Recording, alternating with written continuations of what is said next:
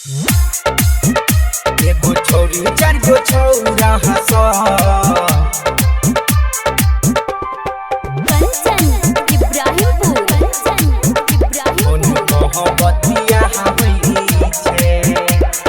छोरी चार गो छौरा हंसा फोन बतिया हबै छे।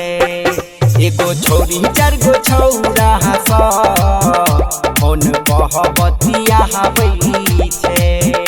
फोन बतिया हबै छे सबके मिलैला बोला हबै छे। एगो छोरी चार गो छौरा हंसा फोन बतिया हबै छे। एगो छोरी चार गो छौरा सा फोन बतिया हबै छे। एगो छोरी चार गो छौरा सा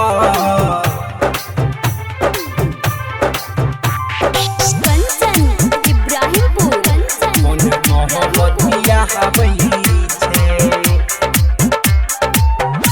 एगो छोरी चार गो छौरा सा एगो का कहै छै बाबू सोना, एगो का कहै छै नहीं जीवो तोरा बिना।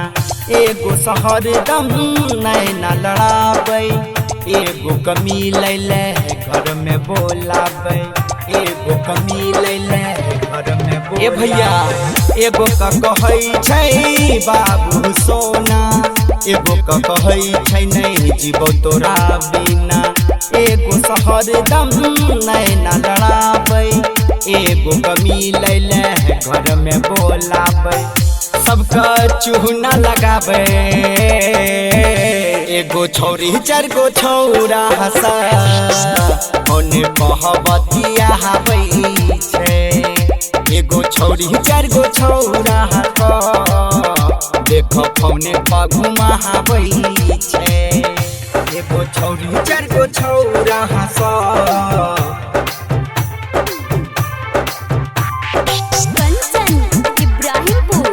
फोन बतिया हबै छे। एगो छोरी चार गो छौरा हंसा एगो सहलै छै कान के बाली, एगो समंगाबै छै ओठा लाली। एगो समंगाबै छै फोन पे में कैसरे दोसरा के संग में करे छोरी ऐसरे। दोसरा के संग में करे छोरी भैया। एगो सलै छै कान के बाली, एगो समंगाबै छै छोरी ओठा लाली।